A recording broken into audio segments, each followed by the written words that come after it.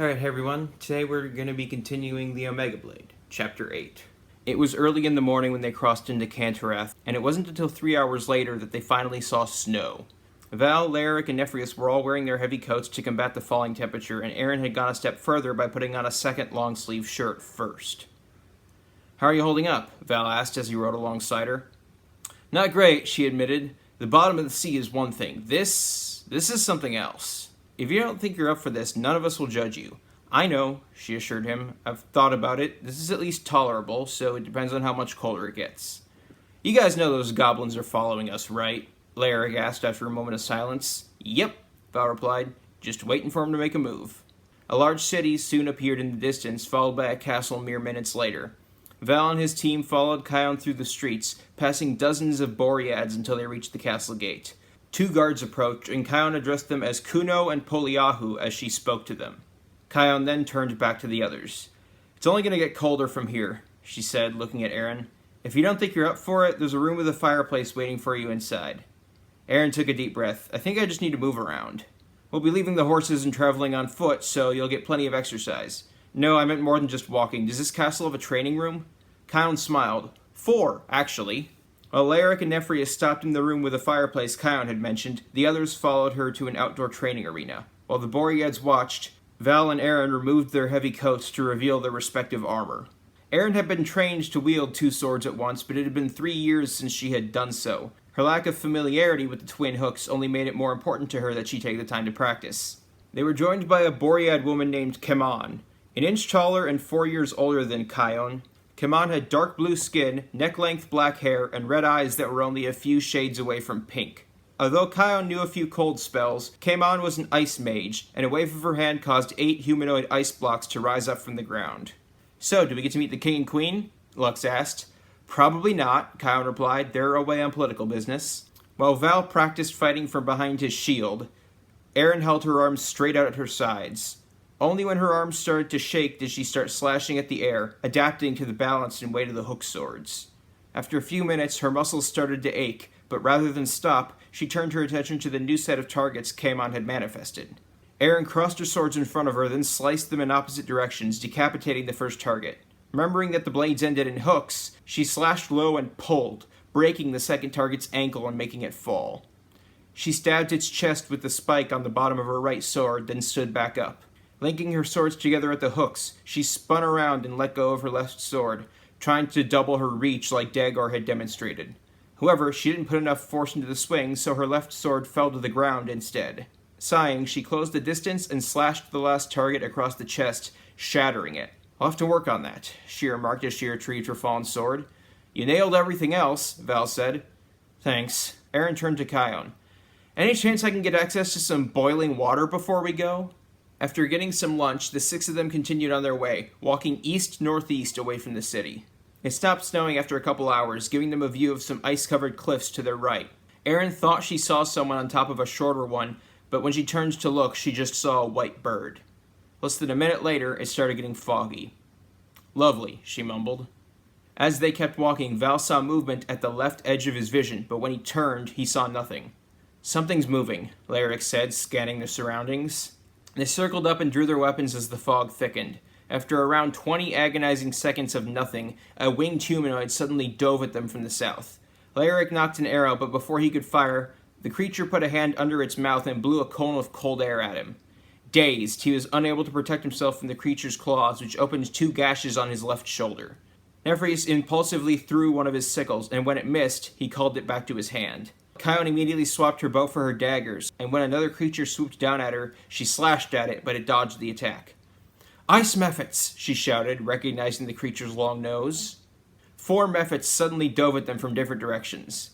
Lux slashed at one, but only scratched it. Another tried to slash at Val with its claws, but he blocked the attack with his shield. Having recovered from his daze and swapped his bow for his broadsword, Laeric claimed the first kill by burying his blade nearly a foot deep in the shoulder of the 3rd Mephit, which exploded into a burst of jagged ice. The 4th Mephit dove at Aaron, who jabbed its torso with her trident. Wounded, it yelled in pain and flew away, and Aaron's eyes widened when she heard the language it was speaking. "We are not your enemy," she shouted in Aquan. 2 Mephits that were diving towards the group stopped a few feet short and hovered. "Boreads have no love for us," one of them said in Aquan. We have none for them. Why should the rest of you be treated differently? We did not come here for violence, Erin said, stabbing her trident's back end into the ground. We are just passing through. That makes little difference. Then what do you want with us? Erin asked. We have never tasted elf before, the second Mephit said. Suddenly spotting a small humanoid shadow through the fog, Erin got an idea. They said they're going to kill us and take our weapons, she said in common, speaking up so everyone could hear her. Since some of our weapons are too big for them to use, I'm assuming they plan to sell or destroy them. The looks on the Mephits' faces made it clear that they hadn't understood her. And before they could say anything, a rock suddenly hit one of them in the back of the head. Fuck! It shouted in Aquan, turning around. Who was... It was cut off when a javelin impaled its torso, and it exploded in a burst of ice. The second Mephit shouted something in a language none of them understood, and suddenly the fog lifted.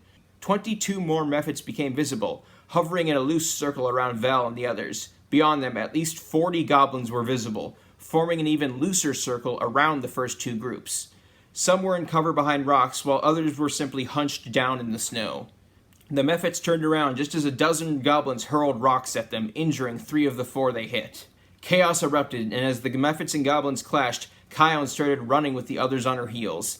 As they ran, Nephrius saw 2 Mephits pick up a silver-haired goblin and try to carry him away, only for a brown-haired goblin man to use a small boulder to leap into the air and stab one of the Mephits in the back with his war pick. The injured Mephit lost hold of the silver-haired goblin, who fell because the second Mephit was unable to carry his weight alone. Val, Erin, Larrick, Nephrius, Lux, and Kion didn't stop until they could no longer hear the fighting behind them.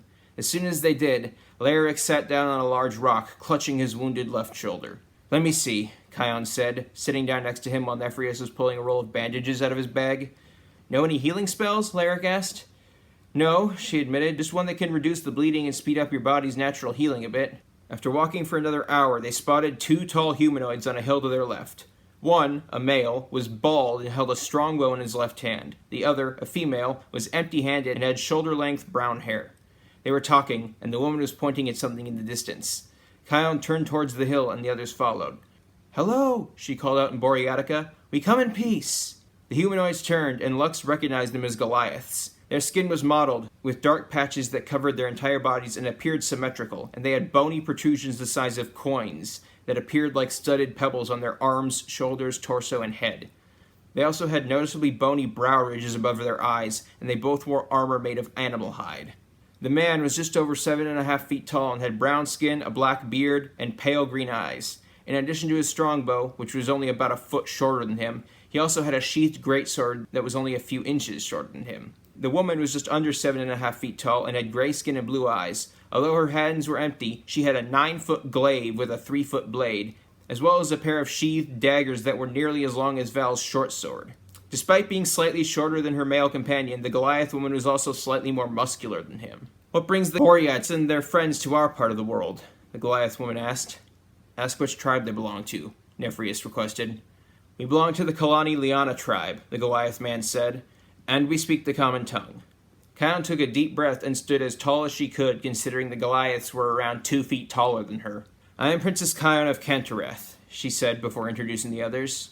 I am Venia River Jumper Valukavone, the Goliath woman said. This is Tarragon Goat Killer Nola Kiaga. Lux couldn't help giggling. She knew that Goliaths were given their third names by others, to reflect either a notable accomplishment or failure, and she couldn't help wondering how Tarragon had earned the name Goat Killer. Sorry, she said sincerely, my sense of humor is somewhat less mature than the rest of my mind. No offense taken, Tarragon assured her. Why are you here?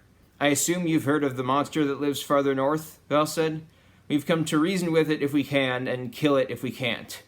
Venia raised an eyebrow. Warriors have been going after it for years, and it's never come this far south. Why is it suddenly so important? My friends have their own reasons, Kion replied. I know it's only a matter of time before foreign warriors stop coming, and when that happens, your people and mine will most likely be in danger. Turning away, Venia and Tarragon had a brief conversation in Gulka before turning back. We'll take you to the chieftain, Tarragon said. The walk to the Kalani Liana tribe's village was surprisingly short. Upon arriving, they were greeted by an older Goliath woman that Venia introduced as Chieftain Zalia Wiseguard Kuliliana. Standing just under 8 feet tall, Zalia had brown skin, icy blue eyes, and neck-length black hair. She wore animal hide armor, had a round shield strapped to her back, and carried a 7-foot, 2-headed battle axe. Zelia listened to Kion as she introduced the others and explained their reason for being there, then sat back and thought for a bit. Whatever this creature is, it has not yet attacked us, Zelia said, folding her hands as she sat back in a wicker chair. However, I am aware of the potential danger to my people. We don't know what it is, so we can't properly prepare for it. So you'll help us? Lux asked. Perhaps, Zelia turned to look at her. Tell me, how good are you with that bow? Better than the woman who taught me, Lux replied. Not as good as Lyric. What about me? Kion asked teasingly. I don't know, we've never competed against each other. If you want our help, you'll have to earn it, Zelia said, leaning forward. Luxia will compete against one of our archers. If you win, we'll help you. Why me? Lux asked. Because you're the tallest and you have dazzling eyes. The faintest blush appeared on Lux's cheeks. Since his bow is bigger and more powerful than mine, I take it the contest will be about accuracy? Correct. Then Lux cut herself off and turned to face the others. Any objections? They shook their heads. I believe in you, Aaron said. Lux turned back to the Goliath chieftain. I accept. Zelia turned to Tarragon. How's your aim? Marginally better than the last time you asked, he replied. Good. She stood up. Venia, if anyone needs me, I'll be at the range. Lux followed Zelia and Tarragon, and the others followed her. They walked out past the east end of the village and kept going until they reached a small cliff facing south.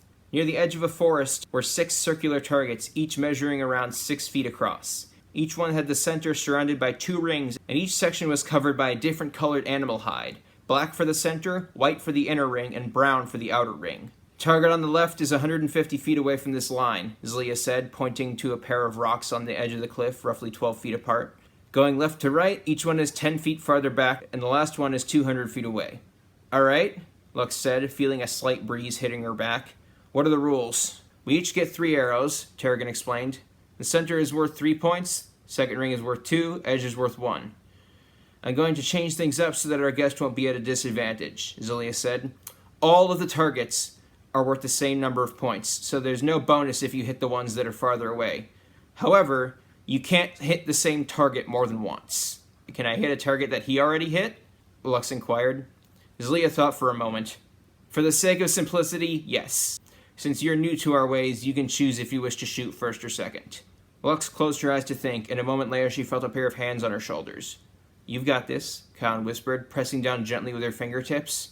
Breathe slowly. There's no rush. Lux could feel some of the tension leave her body as she took a deep breath. I'll shoot second, she said, opening her eyes. Very well. Zelia took a step back. Tarragon, you may begin.